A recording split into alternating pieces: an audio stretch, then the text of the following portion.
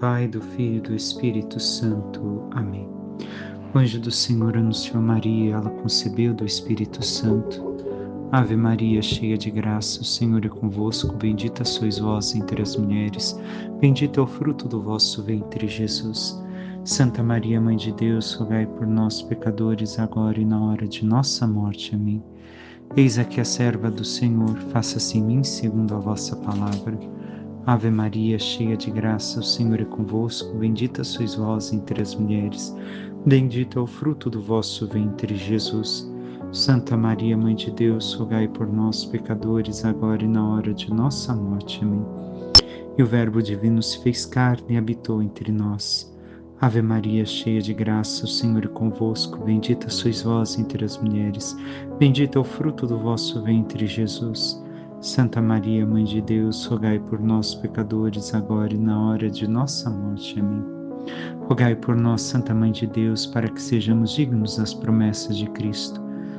Oremos, infundi, Senhor, em nossas almas a vossa graça, como vos pedimos, para que nós, que pela anunciação do anjo viemos a saber o mistério de vossa encarnação, paixão e morte de cruz, chegamos um dia à glória eterna dos céus pelo mesmo Cristo, Senhor nosso. Amém. Caríssimo irmão e irmã, hoje nos encontramos para meditar a quinta-feira da primeira semana da Quaresma. E o que o Senhor tem a nos dizer, a nos recordar, a nos ensinar neste dia de hoje, nesta caminhada espiritual que estamos trilhando? A primeira leitura é tirada do livro de Esther.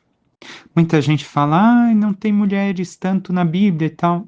É porque não se valorizam os livros que tem. As que tem são de grande qualidade. É que essas pessoas que normalmente criticam são as que menos se preocupam em realmente procurar as histórias e a beleza dessas histórias na Bíblia. Então vemos a rainha Esther na sua oração. E oração que, segundo os autores, comentadores da Bíblia dos primeiros séculos do cristianismo, dizem que é aquela que mais se aproxima à oração do Novo Testamento. Escutemos a oração de Esther. Naqueles dias, a rainha Esther, temendo o perigo de morte que se aproximava, buscou refúgio no Senhor. Prostrou-se por terra desde manhã até o anoitecer juntamente com suas servas e disse... Nesta primeira parte já vemos a situação de Esther. Esther sabia do risco que estava correndo, mas se refugiou no Senhor, confiou nele, se abandonou nele para que se cumprisse a sua vontade em sua vida. E assim rezou de manhã até o anoitecer, um dia inteiro, com todas as suas servas. Ou seja, para nós indicação daquilo que deve de ser também a nossa oração. O que é o nosso servo? Quem são os nossos servos? Muitos padres da igreja vão comentar em várias sessões que são os membros do nosso corpo. São os 5 sentidos que nós temos. Então, com todo o ser, aqui sim, Esther realmente com suas servas escravas se colocaram em oração. Mas no nosso caso é estar inteiramente imbuídos da oração, vivendo em profundidade, na integridade, aquilo que devemos de viver em união a Deus. E o que disse Esther? Deus de Abraão, Deus de Isaque, Deus de Jacó, tu és bendito. Vem em meu socorro, pois estou só e não tenho outro defensor fora de ti, Senhor. Primeiro reconhece quem é o Deus de seu povo, o Deus a quem foi ensinada desde sua infância a amar e adorar. E ali se vê só. Vê que não tem ninguém em quem se apoiar, somente em Deus, em toda a situação que se encontra. Pois eu mesma me expus ao perigo. Senhor, eu ouvi dos livros de meus antepassados que tu libertas, Senhor, até o fim, todos os que te são caros. Agora, pois, ajuda-me, a mim que estou sozinha, e não tenho mais ninguém, senão a ti, Senhor, meu Deus. Este fato deve de ser um reconhecimento também para cada um de nós. Nós devemos de reconhecer que estamos sozinhos, Se nós olharmos no caminho de salvação, muitas vezes, infelizmente, em muitas famílias, talvez você que me escute, você se sinta sozinho. Por quê? Porque os demais não buscam a Deus, não querem saber de conversão, não querem mudar de vida, não vivem o verdadeiro amor e entrega e abandono a Deus. E então, muitas vezes, nos encontramos sozinhos, porque ao invés de termos com quem caminharmos, temos por quem somos perseguidos, mas não com quem caminharmos. Não nos sentimos sozinhos como Esther. Mas continua Esther em sua oração. Vem, pois, em auxílio de minha orfandade. Põe em meus lábios um discurso atraente quando eu estiver diante do leão, e muda o seu coração para que odeie aquele que nos ataca, para que este pereça com todos os seus cúmplices. E livrai-nos da mão de nossos inimigos. Transforma nosso luto em alegria e nossas dores em bem-estar. E aqui encerra a oração de Esther, que escutamos hoje. Esther, em um primeiro momento, pede por si, pede força a si, e num segundo momento, pede força a seu povo. Que o Senhor proteja ela, mas também proteja ao povo ao qual ela pertence, mas que não é dela, é de Deus. Não vemos todas essas palavras no texto de hoje, mas bem o sabemos, conforme coloca Esther. E assim o que pede? Um discurso atraente para falar com o leão, com o rei, que é como uma fera, mas não é alguém mau. Ela não coloca como uma personificação do mal no texto. Por quê? Porque ela demonstra em sua oração: se Deus não intervir em favor do seu povo neste momento, e seu povo for extinto da face da terra, ou seja, o povo de Deus, então a idolatria se consolidaria. E os que serviam aos falsos deuses mostrariam ou reconheceriam que eram maiores. E ela sabe que não há um outro Deus fora do Deus de Israel, fora do nosso Deus. E por isso reza com tanto amor, pedindo ao Senhor força, capacidade argumentativa, sabedoria, lucidez, clareza e tantas outras coisas em tão poucas palavras, que talvez nós não conseguimos compreender a profundidade daquilo que está nessa oração. E o que é importante aqui para nós? Porque o Evangelho vai continuar falando da oração. E ao olharmos esta oração tão curta que escutamos de Esther, questionemos a nossa. Assim temos rezado? Nos colocado inteiramente diante de Deus em alguns momentos do nosso dia ou da nossa semana, ao menos ao domingo na missa? Porque, volto a repetir, muitos hoje têm pressa de sair da missa dominical, nem essa. Não querem participar dignamente para escutar o que o Senhor tem a lhes dizer? E como pode dizer que a sua oração é eficaz se não querem estar na presença de Deus? E ao estar, tem que ser o mais rápido possível. Não queremos sair da presença da pessoa que amamos, quando amamos de verdade, mas de Deus queremos? E depois, a nossa oração é pedindo forças para realizar a vontade de Deus, manifestar a sua glória ao mundo e também pelo nosso povo, não somente enquanto nação, que isso também é uma obrigação nossa, rezarmos pela nossa nação, mas pelo povo fiel de Deus, pelo povo, pela nação santa, aqueles que conosco caminham rumo aos céus e que tantos não conhecemos. Olhemos esses dias, tantos cristãos sendo perseguidos e mortos brutalmente na Síria, onde teve a queda do regime. E a mídia no Brasil está divulgando isso? Não. Talvez alguns de vocês estão escutando pela minha boca, porque as mídias tradicionais não estão falando sobre isso. Eu mesmo vi a foto de uma cristã amarrada em um poste, torturada, com o couro da cabeça exposto e segundo dizem na foto, ela se converteu ao Islã para pararem com a tortura. Isso é conversão de verdade? Então, temos rezado por estes irmãos e irmãs para que tenham força para viverem a fé em Cristo até o fim? Temos rezado para que perseverem fiéis e que nós também, enquanto povo e nação brasileira, permaneçamos fiéis aos princípios da fé que Jesus nos deixou, que os santos nos dão, por exemplo? Passemos ao Salmo brevemente. Naquele dia em que gritei, vós me escutastes, ó Senhor. Quando gritamos, quando rezamos, o Senhor sempre nos escuta na oração. Quando nós rezamos bem, quando sabemos o que estamos rezando, e vamos ver isso com o Evangelho. E, mais adiante, o que diz o Salmo? Ó Senhor, de coração eu vos dou graças, porque ouvistes as palavras dos meus lábios.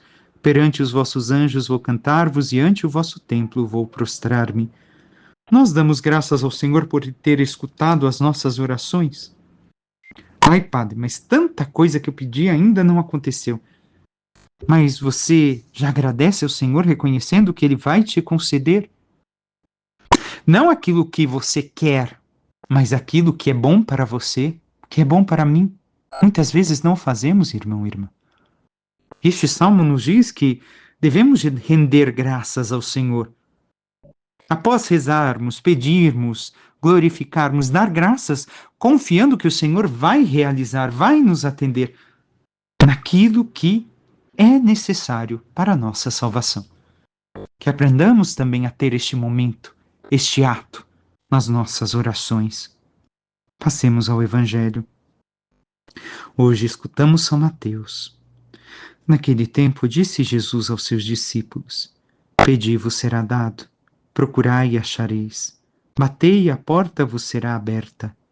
Pois todo aquele que pede recebe, quem procura encontra, e a quem bate a porta será aberta. Quem de vós dá ao filho uma pedra quando ele pede um pão? Ou lhe dá uma cobra quando ele pede um peixe? Ora, vós que sois maus sabeis dar coisas boas aos vossos filhos.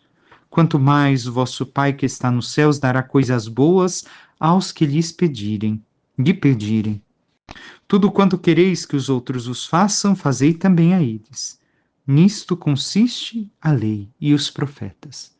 Palavra da salvação, glória a vós, Senhor. O que temos a aprender deste pequeno trecho hoje? Como disse, o Senhor está falando da oração, e bem entendemos. Pedi, batei, procurai. O que quer dizer isso? É preciso rezar, mas rezar com perseverança. Pedir com humildade, insistência, perseverar, ser severo, ou seja, ser consistente na oração, contínuo. E não peço hoje, se Deus não me atendeu, desisto. Não. Continuar rezando. Mas também pedir o que convém, porque o Senhor nos dará sim, como diz neste trecho de Evangelho, tudo o que nós pedimos, mas tudo o que nos convém. E o que nos convém? A nossa salvação. A primeira coisa que nós devemos de ter em mente é pedir a nossa salvação, a conversão, o abandono dos pecados. Vemos aqui o Senhor dizer que nos será dado, a porta será aberta. Devemos de ter presente uma coisa. Recordemos o livro do Apocalipse, onde o Senhor fala: eis que estou à porta e bato. É como se a porta tivesse somente como abrir pelo lado de dentro. A fechadura está somente do lado de dentro, por fora não. A mesma coisa é a nossa relação com Deus. Nós devemos de insistir na oração, de continuar batendo, sabendo que o Senhor está lá e vai abrir a porta para nós. Mas temos esta fé, esta confiança. Ou ainda se mudarmos, imaginemos a possibilidade de estarmos numa casa, ainda mais no nosso tempo de tanto avanço tecnológico e tantas coisas que temos. Olhemos, se nós pedíssemos alguma comida via celular e dissessem que vem nos entregar, mas a nossa porta somente abre por dentro e nós não temos olho mágico para ver pela porta quem está batendo por fora e não sabemos se a pessoa que veio entregar é realmente a pessoa que veio fazer entrega ou um bandido. Se o Senhor que está batendo a porta e quer nos dar a graça que pedimos, nós vamos abrir para Ele? Sim, mas para isso devemos de confiar que quem está do lado de fora é o próprio Senhor. Então a oração pede de nós mais uma vez a confiança. Nós não sabemos quem está do outro lado da porta, neste exemplo que coloquei, mas nós sabemos que Deus vai nos conceder, mas devemos de abrir a porta para Ele entrar, senão Ele não pode entregar. Como vai realizar a entrega? Nos confiar a graça. E abrir a porta quer dizer permitir que Ele entre e que Ele modifique tudo que está dentro. O problema é que nós pedimos, mas nós não queremos mudar a nossa vida para receber. É a mesma coisa querer comprar um móvel lindíssimo, belíssimo para colocar em um cômodo da tua casa, porém, naquele mesmo cômodo, para você colocar o móvel que você comprou, você tem que dar fim naquele móvel velho, cheio de cupim que ali está. Não vão caber os dois móveis ali. Se você não der fim naquilo que lá está, não entrará um novo. Compreendemos que nós também devemos de abrir para receber a graça. Mas esse abrir significa mudar interiormente, mudar a nossa postura, a nossa vida, para que possa entrar a graça de Deus em nós, aquilo que estamos pedindo, para que possamos acolher com a disposição necessária aquilo que pedimos. Ainda segue o Senhor: todo aquele que pede, recebe, procura, encontra, e quem bate, a porta será aberto. O que quer dizer aqui o Senhor? Que será aberto, nos concederá aquilo que pedimos. Mas devemos de ter presente mais uma vez a parte do Pai Nosso: seja feita a tua vontade. E estarmos prontos a acolher a vontade de Deus, não a nossa. Porque nem sempre o que pedimos é o melhor. Deus nos oferece o melhor daquilo que pedimos. Nós não temos consciência disso. Nós pedimos uma cura e Deus permite que continuemos com a doença em tratamento e depois vem a cura daquela doença pelo tratamento. Por que Deus não me atendeu? O quanto você mudou nesta fase? Nós não compreendemos. Por quê? Porque Deus nos oferece melhor do que aquilo que podemos pedir. Nós não sabemos pedir. Jesus já nos ensina em outro trecho do Evangelho. Nós pedimos mal porque não sabemos o que pedir. O Senhor sempre nos dá o que pedimos, mas quando isso é de acordo com a nossa salvação. E assim o Senhor segue com os exemplos. Quem dá ao filho uma pedra quando pede um pão ou uma cobra quando pede um peixe? O que quer dizer isso, o Senhor? Que se o que pedimos é bom e útil à nossa salvação, e o pedimos com fé e perseverança, o Senhor nos ouvirá. E se não conceder o pedido, é porque seria isso para nós inútil como uma pedra. Para que serve uma pedra se não para segurar uma porta se ela é grande, contra o vento? Ou de enfeite se ela é bonita? Mas não serve para mais nada? Ou ainda, se é nocivo como uma serpente? Deus não vai nos dar uma graça que nós estamos pedindo, sendo que isso vai envenenar a nossa alma e vai destruir a nossa relação com Deus e o nosso caminho de salvação. Tenhamos isso presente, não nos dará algo inútil ou perigoso, nocivo. Em tal caso, Deus nos concederá aquilo que, em vez daquilo que nós solicitamos, aquilo que precisamos de verdade, o que mais nos convém. O pão e o peixe, como exemplos aqui colocados, era um alimento ordinário dos pobres. e figuram aqui com verdadeira necessidade, coisas que em primeiro lugar se devem pedir, aquilo que é necessário, não coisas que possam nos levar à perdição de nossa alma. E o Senhor fala: se vós que sois maus sabeis dar coisas boas aos vossos filhos. Por que nos chama de maus? Porque somos todos pecadores.